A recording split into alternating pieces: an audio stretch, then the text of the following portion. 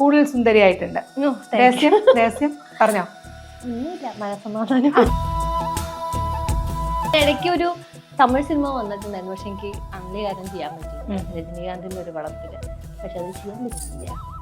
Super star പടാവുമ്പോ അവരുടെ ഡേറ്റ്സും നമ്മുടെ ഡേറ്റ്സും അങ്ങനെ നമുക്ക് വേണ്ടിട്ട് അവരുടെ ഡേറ്റ്സും മാറ്റില്ല.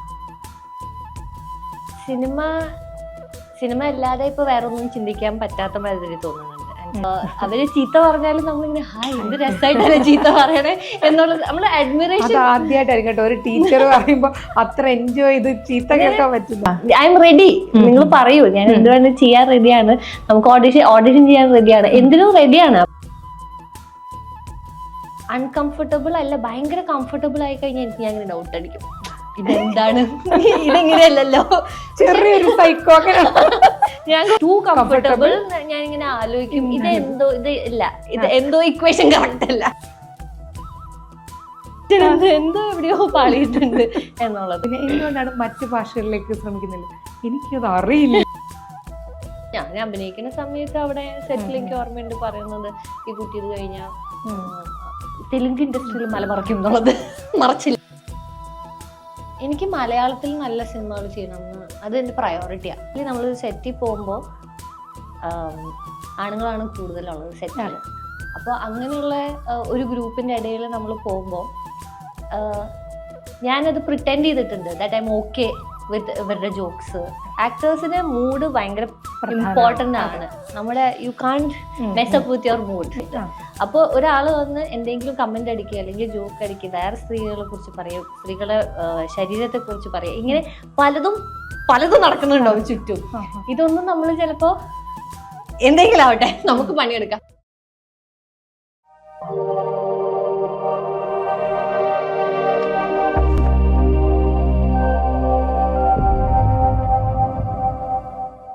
നമസ്കാരം, എല്ലാ പ്രിയ പ്രേക്ഷകർക്കും ഓണാശംസകൾ. സ്വാഗതം. ഓരോ ഓണം എത്തുമ്പോഴും നമ്മൾ ഓരോ അതിഥികളെയാണ് പ്രതീക്ഷിക്കുന്നത്. അത്തരത്തിൽ നമുക്ക് എല്ലാവർക്കും പ്രിയങ്കരിയായ ഒരു അതിഥിയാണ് ഇന്ന് എന്നോടൊപ്പം ചേരുന്നത്. പ്രിയങ്കരിയായ ലിയോണ, വെൽക്കം. Thank you. ഞങ്ങള് ഇതുപോലെ 2 വർഷം മുൻപേ ഒരു ഓണത്തിന് അല്ലെ കുറെ വിശേഷങ്ങളുമായിട്ട് കൂടിയതാണ്. പിന്നെ ഇന്നാണ് കൂടുതൽ സുന്ദരിയായിട്ടുണ്ട്.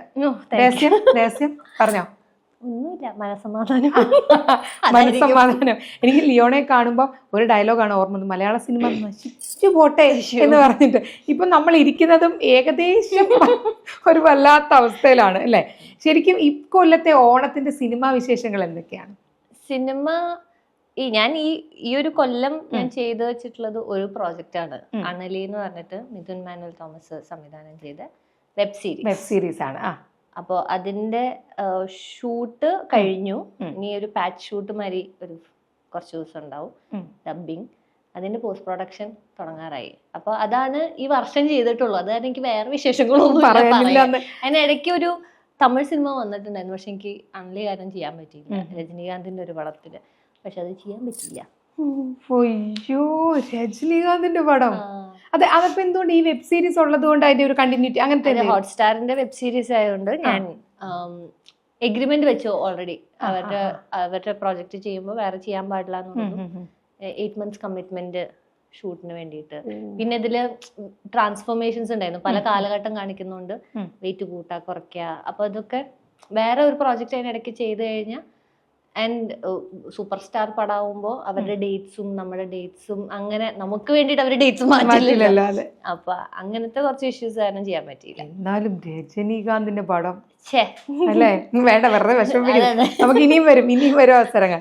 എന്തായാലും ഈ അണലിയെ കുറിച്ച് ഒന്ന് ചോദിക്കട്ടെ. ഇപ്പൊ 8 months എന്ന് പറഞ്ഞു, ഇത്രയും സമയം ലിയോണ മാറ്റി വെച്ചു.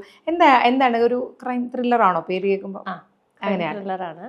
ബാക്കി ഡീറ്റെയിൽസ് വിടാറായിട്ടില്ല. ഇപ്പം എനിക്ക് തോന്നുന്നു 12 വർഷങ്ങൾ സിനിമയെ ഒരു താല്പര്യവും ഇല്ലാതെ സിനിമയിലേക്ക് എത്തിപ്പെട്ട ഒരാളാണ്. ഈ 12 വർഷങ്ങൾ തിരിഞ്ഞു നോക്കുമ്പോൾ എന്ത് തോന്നുന്നു? സിനിമ അല്ലാതെ ഇപ്പൊ വേറെ ഒന്നും ചിന്തിക്കാൻ പറ്റാത്ത മാതിരി തോന്നുന്നുണ്ട്. And cinema journey has been the most joyous journey. അതില് ഞാനിപ്പോ ആസ് എ ഹ്യൂമൻ എനിക്ക് തോന്നുന്നു ഞാനൊരു ബെറ്റർ പേഴ്സൺ ആയിട്ടുണ്ട്. അത് സിനിമയിൽ വന്നതുകൊണ്ടായിരിക്കും. ഓൺലി വേറെ ഏത് ഫീൽഡിൽ പോയാലും എനിക്ക് എന്നെ തന്നെ മനസ്സിലാക്കാനും നമ്മളെ തന്നെ നമ്മുടെ ക്യാരക്ടറിസ്റ്റിക്സ് ഡീപ്പർ ഇന്ന ഡീപ്പർ ലെവൽ മനസ്സിലാക്കിയിട്ട് നമ്മൾ ബെറ്റർ ആവാൻ ശ്രമിക്കുന്നത് എനിക്ക് തോന്നുന്നു ഞാനൊരു ആർട്ടിസ്റ്റ് ആയതുകൊണ്ടാണ്. അല്ലെങ്കിൽ പിന്നെ മറ്റുള്ളവർ മനസ്സിലാക്കാൻ ശ്രമിക്കുന്നതും ഇതൊക്കെ ജോലിയുടെ ഭാഗമായിട്ട് നമ്മൾ എപ്പോഴും ഒബ്സർവ് ചെയ്യുന്നു, നമ്മൾ മനസ്സിലാക്കാൻ ശ്രമിക്കുന്നു, ഇവരുടെ ഇമോഷൻസിനെ മനസ്സിലാക്കാൻ ശ്രമിക്കുന്നു. മൊത്തത്തിൽ ആ ഒരു സൈക്കോളജി പഠിക്കണ മാതിരിയാ എനിക്ക് തോന്നിയിട്ടുള്ളത്. അപ്പോൾ ഓരോ ക്യാരക്ടേഴ്സ് ചെയ്യുമ്പോൾ അവരുടെ സൈക്കോളജി മനസ്സിലാവണല്ലോ. അപ്പൊ നമ്മള് അതിനെ കുറിച്ച് ഡീപ്പർ ലെവലില് അതെനിക്ക് ഭയങ്കര ഇൻട്രസ്റ്റ് ആണ്. അപ്പൊ അത് കാരണം അങ്ങനെ പഠിക്കുന്നതുകൊണ്ട് എനിക്ക് എപ്പോഴും ഇപ്പൊ ബെറ്റർ പേഴ്സൺ ആയിട്ട് എനിക്ക് തോന്നുന്നു. അപ്പം പറഞ്ഞു കേട്ടിട്ടുണ്ട് ലിയോണ സിനിമയിൽ താല്പര്യം ഇല്ലാതെ ഒന്ന് അച്ഛനെ ഒന്ന് ഫിനാൻഷ്യലി ഹെൽപ്പ് ചെയ്യാം എന്ന് പറഞ്ഞു. ആ ആളാണ് ഇന്ന് സിനിമയെക്കുറിച്ച് ഇത്ര ഇതായിട്ട്. ഈ 12 വർഷങ്ങൾ സംതൃപ്തിയാണോ ശരിക്കും? ഹാപ്പിയാണ്. എനിക്കങ്ങനെ എൻ്റെ ഒരു ജേർണി വളരെ സ്ലോ പേസ് ആണെന്ന് എനിക്കറിയായിരുന്നു. എനിക്ക് എൻ്റെ അടുത്ത് കുറെ പേര് അങ്ങനെ പറഞ്ഞിട്ടുണ്ട്, സ്പെസിഫിക് ആയിട്ട് എടുത്ത് പറഞ്ഞിട്ടുണ്ട്. ഇത്ര നാളായാലോ, എന്നിട്ട് ഇടയ്ക്ക് നല്ല സിനിമകൾ ചെയ്തു പോകുന്നു എന്നുള്ള അതല്ലാതെ ഒരു ഭയങ്കര ഒരു ബ്ലോക്ക് ബസ്റ്റർ എനിക്ക് പക്ഷെ അങ്ങനെ തോന്നിയിട്ടില്ല. എനിക്ക് ആ ജേർണി ആ സ്ലോ പേസിൽ തന്നെ എനിക്ക് ഡൈജസ്റ്റ് ആവുള്ളൂ. അത് ഞാനത് എൻജോയ് ചെയ്തിട്ടാണ് ചെയ്യുന്നത്. ആ പ്രോസസ്സ് എനിക്ക് സമയം എടുത്തിട്ട് ഒരു കാര്യം ചെയ്യുമ്പോൾ അത് എനിക്ക് കൂടുതൽ സാറ്റിസ്ഫാക്ഷൻ തരും. എടിപെടിന്ന് ഒരു വർഷം ഒരു 10 സിനിമ ചെയ്യണം എന്നുള്ളത് ഒരിക്കലും എൻ്റെ തലയിൽ പോയിട്ടില്ല. അത് ആയിരുന്നില്ല എൻ്റെ പ്രയോറിറ്റി. ഇപ്പോഴും നല്ല ക്യാരക്ടേഴ്സ് എന്നുള്ളത് എപ്പോഴൊക്കെയോ ഈ 12 വർഷത്തില് അതായിരുന്നു തലയിൽ കയറിയിട്ടുള്ളത്. അതെ, അത് തന്നെ ഒരു വലിയ ഭാഗ്യമാണ്. കാരണം ഇപ്പൊ എല്ലാവർക്കും ചിലപ്പോൾ ആദ്യ സിനിമ നായികയായിട്ട് വരുന്നവർക്ക് പിന്നെ അതൊരു പ്രഷറായിട്ട് മാറും നമ്മൾ കണ്ടിട്ടുണ്ട്. അപ്പൊ ഇങ്ങനെ ഇപ്പൊ തന്നെ എന്നോട് പറഞ്ഞില്ല എന്താണ് വിശേഷം, സമാധാനം. ആ ഉത്തരം ഭയങ്കരമായിട്ട് സന്തോഷിപ്പിച്ചു. കാരണം നമുക്ക് ജീവിതത്തിൽ ഏറ്റവും വേണ്ട ഒരു കാര്യം സമാധാനമാണ്. അന്ന് അച്ഛനെ സഹായിക്കാം എന്ന് വിചാരിച്ച് സിനിമയെ വന്ന ആള് സിനിമയെ സംബന്ധിച്ചിടത്തോളം നമുക്കൊരു കരിയർ അല്ലെങ്കിൽ നമുക്ക് ഈ സാമ്പത്തിക അടിത്തറ നമുക്ക് പറയാൻ പറ്റില്ല, ഫ്ലക്ച്വേറ്റിംഗ് ആയിട്ടുള്ളൊരു ഇതാണ്. അപ്പൊ അതിനെ എങ്ങനെ കാണുന്നു? അത് ഭയങ്കര കോമഡിയാണ്. അത് നമ്മള് ഒരിക്കലും ഒരു കാര്യത്തിൽ ഭയങ്കരമായിട്ട് ഡിപ്പെൻഡ് ചെയ്തിട്ട് അതും അത് ഞാൻ നേരത്തെ പറഞ്ഞില്ലേ, എന്നെ ഒരു ബെറ്റർ പേഴ്സൺ ആക്കിയിരിക്കുന്നതിന്റെ മെയിൻ റീസൺ ആ അൺസർട്ടനിറ്റിയും കൂടിയാണ്. അല്ലെങ്കിൽ ഒരു സിനിമയിൽ അഭിനയിച്ചിട്ട് നമ്മൾ ഫിനാൻഷ്യലി സെറ്റിലായി ഇനിയിപ്പോൾ വലിയ വലിയ പടങ്ങൾ മാത്രമായിരുന്നെങ്കിൽ ആ സമയത്ത് ചിലപ്പോൾ നമുക്ക് ഈ ഡൗൺഫോൾ അറിയണമല്ലോ. ഈ ഡൗൺഫോൾ അറിഞ്ഞ് പിന്നെയും ഒരു ബെറ്റർ സാധനം കിട്ടും, നമ്മൾ ഗ്രേറ്റ്ഫുൾ ആവും, നമ്മൾ അതിനെ വാല്യൂ ചെയ്യും കുറച്ചും കൂടിയും. അപ്പോൾ ഓരോ സിനിമ എനിക്ക് വാല്യൂബിൾ ആണ്. അതിനെ I don't take it for granted. അപ്പൊ അങ്ങനത്തെ ഒരു മൈൻഡ് സെറ്റ് വരാൻ എനിക്ക് തോന്നുന്നു ഈ ഫ്ലക്ച്വേഷൻസ് എപ്പോഴും ഹെൽപ്പ് ചെയ്തിട്ടുണ്ട്. സ്ട്രെസ്സാണ്, ടെൻഷൻ ഉണ്ടാവും, അതൊക്കെ ഉണ്ടെങ്കിലും വർക്ക് വരുമ്പോൾ ഇതെല്ലാം മറന്നിട്ട് ഓക്കെ നമുക്കിത് ചെയ്യാം, അങ്ങനത്തെ ഒരു മൈൻഡ് സെറ്റിലേക്ക് പോവാൻ ഈസിലി എനിക്ക് പറ്റും. അത് കാരണം ഞാൻ സാറ്റിസ്ഫൈഡ് ആണ്. അതാണ് ഏറ്റവും വലിയ കാര്യം. ആദ്യം എനിക്കൊന്ന് ആദ്യത്തെ കഥ കേൾക്കലിലൊക്കെ അച്ഛനും അമ്മയൊക്കെ ഹെൽപ്പ് ചെയ്തിരുന്നു. ഇപ്പൊ ഒരു കഥാപാത്രം ലിയോണയിലേക്ക് വരുമ്പോൾ എങ്ങനെയാണ് കഥാപാത്രങ്ങളുടെ ഒരു തെരഞ്ഞെടുപ്പ്? എങ്ങനെയാണ് കഥാപാത്രത്തിന്റെ തെരഞ്ഞെടുപ്പ്? എന്നെ എക്സൈറ്റ് ചെയ്യിപ്പിക്കണം എന്നുള്ളതുണ്ട്. എന്നെ കണ്ടു കഴിഞ്ഞാൽ ഒരു അമ്മയായിട്ടും പോലീസായിട്ടും അല്ലെങ്കിൽ ഒരു ഡോക്ടറായിട്ടും ഈസിലി ആൾക്കാർക്ക് ഇപ്പൊ റിലേറ്റ് ചെയ്യാൻ പറ്റുന്നുണ്ട്. അത് മുന്നേ ചെയ്തു വെച്ചിട്ടുള്ള അങ്ങനത്തെ ക്യാരക്ടേഴ്സ് ആൾക്കാരിലേക്ക് എത്തിയിട്ടുള്ളതുകൊണ്ട്. അതല്ലാതെ എനിക്ക് അത് ബ്രേക്ക് ചെയ്യണം എന്ന് എപ്പോഴും ഇങ്ങനെ തോന്നിക്കൊണ്ടിരുന്നിട്ടുണ്ട്. അപ്പോൾ കഥ കേൾക്കുമ്പോൾ അതൊരു പ്രയോറിറ്റി ആയിട്ട് എപ്പോഴും എനിക്ക് ലിയോണ എന്ന് പറഞ്ഞ ഇത് തന്നെയാണ് എന്നുള്ളതല്ലാതെ ലിയോണ ഇത് ഇത് ഇത് ഇത് പലതുമാണ് എന്നുള്ളത് മനസ്സിൽ വരുന്ന മാതിരി അങ്ങനത്തെ ക്യാരക്ടേഴ്സ് ചെയ്യാൻ കോൺഷ്യസ്ലി ശ്രമിക്കാറുണ്ട്. പിന്നെ ഈ പറഞ്ഞ പോലെ എക്സൈറ്റ് ചെയ്യിപ്പിക്കണം. ആ കഥ ഒരു സിനിമയായിട്ട് ഇമാജിൻ ചെയ്ത് കഴിഞ്ഞാൽ എനിക്കത് കാണാൻ തോന്നുന്നുണ്ടോ എന്നുള്ളത് നോക്കും. നല്ല പ്രൊഡക്ഷൻ ബാനറാണോ, നല്ല ആൾക്കാരാണോ, വർക്ക് ചെയ്യാൻ പറ്റുന്ന ആൾക്കാരാണോ, അങ്ങനത്തെ ബേസിക് ആയിട്ടുള്ള നമുക്ക് കംഫർട്ടബിൾ ആയിട്ട് വർക്ക് ചെയ്ത് ക്രിയേറ്റീവ്ലി ഭയങ്കര സാറ്റിസ്ഫാക്ഷൻ കിട്ടുന്ന ഒരു ഗ്രൂപ്പായിരുന്നെങ്കിൽ അടിപൊളി. എനിക്കൊന്ന് ലിയോണെ ഭയങ്കര വ്യത്യസ്തമായിട്ട് എനിക്കൊന്ന് നേരെ സംസാരിച്ചിട്ടുണ്ട്. കണ്ടത് 12th മാനിലാണ്. നമുക്ക് അറിയാൻ പറ്റാത്ത അല്ല ലിയോണ അല്ലാത്ത ഒരു ലിയോണ അല്ലെ, അങ്ങനത്തെ ഒരു കഥാപാത്രമായിരുന്നു. ശരിക്കും അങ്ങനെ ഒരു ബോൾഡ് കഥാപാത്രം വരുമ്പോ എന്തായിരുന്നു മനസ്സിലുണ്ടായിരുന്നു? ഇതുവരെ ചെയ്തിട്ടില്ലല്ലോ അങ്ങനെ ഒരു സിഗരറ്റ് ഒക്കെ വലിക്കുന്ന. അങ്ങനെ എനിക്ക് പ്രത്യേകിച്ച് എനിക്ക് ഭയങ്കര എക്സൈറ്റിംഗ് ആണ്. എനിക്ക് ഡിഫറെന്റ് ആയിട്ട് കിട്ടിക്കഴിഞ്ഞാൽ ഞാൻ ഹാപ്പിയാണ്. അപ്പൊ എൻ്റെ അടുത്ത് ജിത്തു സാർ അത് കഥ വായിക്കാൻ തരുന്ന സമയത്ത് തന്നെ എൻ്റെ അടുത്ത് പറഞ്ഞിട്ടുണ്ടായിരുന്നു 2 ക്യാരക്ടേഴ്സ് ഉണ്ട് അതില്, മൊത്തമായിട്ട് മൊത്തമായിട്ട് വായിച്ചു കഴിഞ്ഞിട്ട് ഞാൻ പറയാം, ഇതില് ഏത് വേണമെങ്കിലും ലിയോണയ്ക്ക് ചൂസ് ചെയ്യാം, പക്ഷെ എനിക്ക് പേഴ്സണലി ലിയോണ ഫിദ ചെയ്താൽ നന്നാവും എന്ന് തോന്നുന്നുണ്ട് എന്ന് പറഞ്ഞു. അപ്പൊ സാറ് പറഞ്ഞ പിന്നെ ഞാൻ പിന്നെ ഫിദ ചെയ്യാം, സാർ അങ്ങനെ പറഞ്ഞാ പിന്നെ ഞാൻ എന്തിന് സംവിധായകന് മനസ്സിലാണല്ലോ അല്ലേ കഥാപാത്രം. അതെ, അപ്പോ സാറിന്റെ കോൺഫിഡൻസിലാണ് ഞാൻ അന്ന് ഫിദ ഓക്കെ എന്ന് പറഞ്ഞു. ഇതിൽ സിഗരറ്റ് കളിക്കുന്ന ഓക്കെ ചെയ്യാം, എന്ത് വേണമെങ്കിലും ചെയ്യാം, ഓക്കെയാണ്, ഞാൻ റെഡിയാണ് എന്ന് പറഞ്ഞിട്ട്. പിന്നെ വെച്ചാൽ ലാലേട്ടൻ മൂവി, ജിത്തു സർ ലാലേട്ടൻ കോമ്പിനേഷൻ, ഞാൻ അവരുടെ കൂടെ ഓൾറെഡി റാം എന്ന് പറഞ്ഞ സിനിമ ചെയ്തു വെച്ചിട്ടുണ്ടായിരുന്നു. സോ അറിയാം. പിന്നെ കൊറോണ സമയത്താണ് അതിന്റെ ഷൂട്ട് നടക്കുന്നത്. അപ്പോൾ എനിക്ക് അത് എക്സൈറ്റിംഗ് ആയിട്ട് തന്നെയാണ് തോന്നി. ഇപ്പം ഈ റീസെന്റ് ആയിട്ട് ഇറങ്ങിയ സമാധാന പുസ്തകത്തിലെ ഷീല ടീച്ചർ ഒരുപാട് ആൾക്കാർക്ക് ഇഷ്ടപ്പെട്ട് പറഞ്ഞൊരു കഥാപാത്രമാണ്. അപ്പൊ അങ്ങനത്തെ പല പല കഥാപാത്രങ്ങൾ വരുമ്പോൾ റെഫറൻസ് എടുക്കാറുണ്ടോ എവിടെയെങ്കിലും, ഇപ്പൊ ജീവിതത്തിൽ നിന്ന് കണ്ടുമുട്ടുന്ന മനുഷ്യരിൽ നിന്നോ അങ്ങനെ എന്തെങ്കിലും? ചെറുതായിട്ട് നമുക്കിപ്പോ ടീച്ചർ പ്രിൻസിപ്പൾ എന്ന് പറയുമ്പോൾ നമുക്ക് നമ്മൾ ഫസ്റ്റ് ആലോചിക്കുക നമ്മുടെ സ്കൂളിലുണ്ടായിരുന്ന ടീച്ചേഴ്സ്, നമ്മുടെ പ്രിൻസിപ്പൾ നന്നായി സാരി ഉടുക്കുമായിരുന്നു. നമ്മുടെ ടീച്ചേഴ്സ്, സ്കൂളിലത്തെ ടീച്ചേഴ്സ് ഒക്കെ ടീച്ചേഴ്സ് സാരി ഉടുക്കണതാണ് ഒരു പ്രത്യേക ഭംഗി. പിന്നെ നമ്മൾ പെൺകുട്ടികളാകുമ്പോൾ ഒന്നുകൂടെ അങ്ങനത്തെ കാര്യങ്ങളായിരിക്കും ശ്രദ്ധിക്കുക. ആൻഡ് ഭയങ്കര നല്ല സാരികൾ, നല്ല കോട്ടൺ സാരികൾ അങ്ങനെ ഉടുക്കുന്ന ടീച്ചേഴ്സ്. ഞാൻ സ്കൂളിൽ പഠിച്ച സമയത്തുള്ള എൻ്റെ principal, vice principal, mostly principals എല്ലാവരും ഇംഗ്ലീഷ് ടീച്ചേഴ്സും കൂടിയായിരുന്നു. അപ്പൊ അവർ ഇംഗ്ലീഷ് ക്ലാസ് കൊടുക്കുമായിരുന്നു. അവരാണ് ഈ ഡ്രാമ, പോയിട്രി ഒക്കെ എടുത്തിരുന്നത്. അപ്പൊ എനിക്ക് അങ്ങനത്തെ ഓർമ്മയാണ്. അവര് ഭയങ്കര, അതായത് നമുക്ക് കണ്ട ഒന്ന് ബഹുമാനിക്കാൻ തോന്നും അവരെ.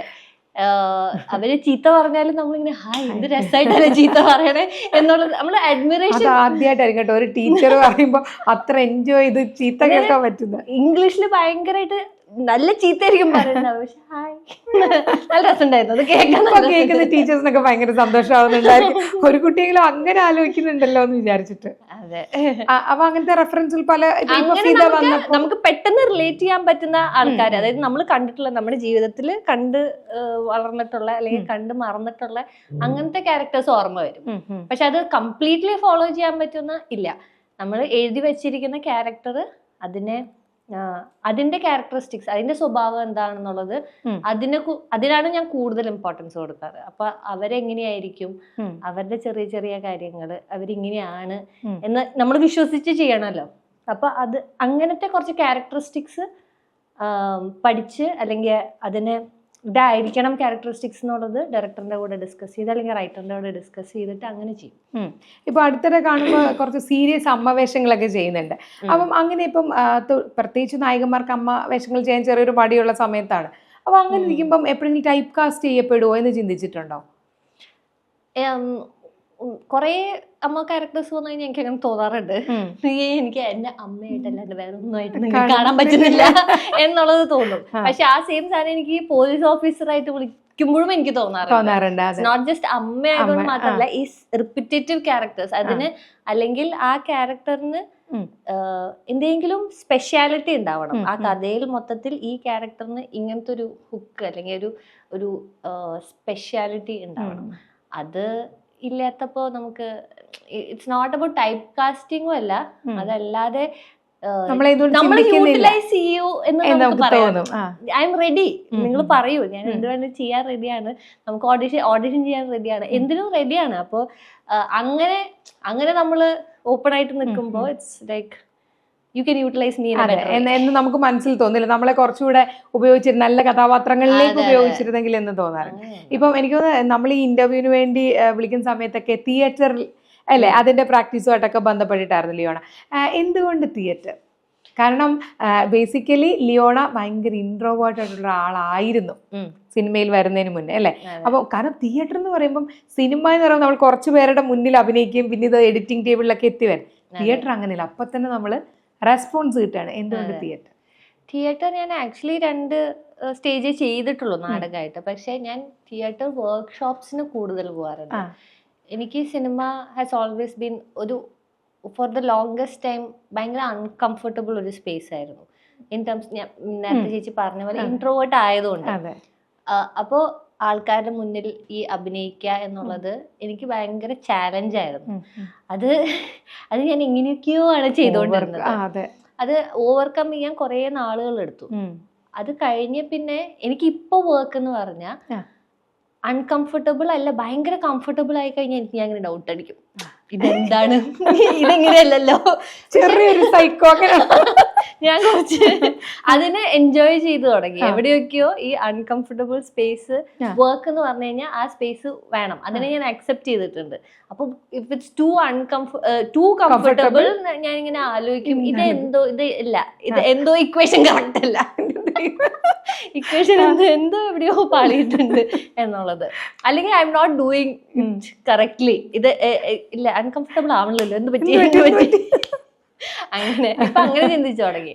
ആൻഡ് ഈ വർക്ക്ഷോപ്സ് എന്ന് പറയുന്നതും പുതിയ ഗ്രൂപ്പ് ഓഫ് ആൾക്കാര്, അതും ഈ ഒന്നെങ്കിൽ ആക്ടേഴ്സ് അല്ലെങ്കിൽ ആർട്ടിസ്റ്റ്, പല ഫീൽഡിലുള്ള ആർട്ടിസ്റ്റുകൾ, അങ്ങനെ ഒരു ഗ്രൂപ്പിനെ നമ്മൾ കാണും. ഇന്ത്യയിലുള്ള എല്ലാവരും അങ്ങനെ പലതരം ആൾക്കാരെ നമ്മൾ കാണും. എഗെയിൻ അതിന്റെ കംഫർട്ട് സോൺ അല്ല. അപ്പൊ അങ്ങനെ പോകുമ്പോ എനിക്ക് ഇത് മാത്രമേ അറിയുള്ളൂ, ഈ ഒരു വഴി മാത്രമേ ഉള്ളൂ എൻ്റെ ഉള്ളിലത്തെ ആർട്ടിസ്റ്റിനെ പോളിഷ് ചെയ്യാനും ഈ അൺകംഫർട്ടബിൾ സോണിനെ വീണ്ടും വീണ്ടും ഞാനിപ്പോഴും കംഫർട്ടബിൾ അല്ല, അതാണ് ഇതിന്റെ മെയിൻ പോയിന്റ്. അപ്പൊ അതുകൊണ്ടാണല്ലോ കംഫർട്ടബിൾ ആവുമ്പോൾ നമ്മൾ ചിന്തിക്കുന്നത് എന്താണ് പ്രശ്നം എന്നുള്ളത്. അപ്പൊ അതിനെ പോളിഷ് ചെയ്ത് I think I reach a point where I'm okay with socializing with people, അല്ലെങ്കിൽ meeting new people, collaborating with them. ഇതൊക്കെ എന്നെ ഇപ്പോഴും സ്റ്റോപ്പ് ചെയ്യുന്ന കാര്യങ്ങളാണ്. അപ്പൊ ഞാൻ എന്നെ പുഷ് ചെയ്യണതാ. ആ പുഷ് ഞാൻ തന്നെ ചെയ്തു തുടങ്ങി എന്നുള്ളത് മാത്രം. പണ്ട് വേറെ എല്ലാവരും പുഷ് ചെയ്യണമായിരുന്നു, ഇപ്പൊ ഞാൻ തന്നെ. അതെ, കാരണം അതിനെ ഒന്ന് ഓവർകം ചെയ്യുക എന്ന് പറയുമ്പോൾ ഒരു നടി അല്ലെങ്കിൽ അഭിനേത്രി ആയിരിക്കുമ്പോൾ അല്ലെ, അത് ഭയങ്കര നമുക്ക് ആവശ്യമുള്ളൊരു കാര്യമാണ്. ഇപ്പൊ ഞാൻ ലിയോനോട് ഇങ്ങനെ കാഷ്വലായിട്ട് ചോദിക്കായിരുന്നു, പിന്നെ എന്തുകൊണ്ടാണ് മറ്റു ഭാഷകളിലേക്ക് ശ്രമിക്കുന്നില്ല, എനിക്കത് അറിയില്ല എന്ന് പറഞ്ഞു. അപ്പൊ ഞാനത് ഇപ്പൊ ചോദിക്കുകയാണ്, എന്തുകൊണ്ടാണ് മറ്റു ഭാഷകൾ, കാരണം ഇപ്പൊ മലയാളത്തിൽ വന്നു കഴിഞ്ഞാൽ പിന്നെ എല്ലാവരും തമിഴ്, തെലുങ്ക് അങ്ങനെ ഒരു പോകുന്ന സമയത്ത് എന്തുകൊണ്ടാണ് അങ്ങനെ ശ്രമിക്കാത്ത ഈ 12 വർഷങ്ങളിൽ? ഞാൻ തമിഴ് ചെയ്തു, ഒരു ഇൻഡിപെൻഡന്റ് ഒരു സിനിമ ചെയ്തു വെച്ചിട്ടുണ്ട്. അത് റിലീസായിട്ടില്ല. ഞാൻ അത് റിലീസാവാൻ വേണ്ടി കുറെ നാളെ കാത്തിരിക്കുന്നു. അത് റിലീസായി കഴിഞ്ഞിട്ട് അത് തമിഴന്മാര് കണ്ടിട്ട് എന്നെ വിളിക്കും എന്നുള്ള പ്രതീക്ഷ, അങ്ങനെ പ്രതീക്ഷിച്ചിരിക്കുകയാണ് കുട്ടി. പക്ഷെ അത് റിലീസ് ആവാൻ കാണാനില്ല. പിന്നെ തെലുഗും ഇതേപോലെ ഇഷ്കിന്റെ തെലുഗു ചെയ്തു.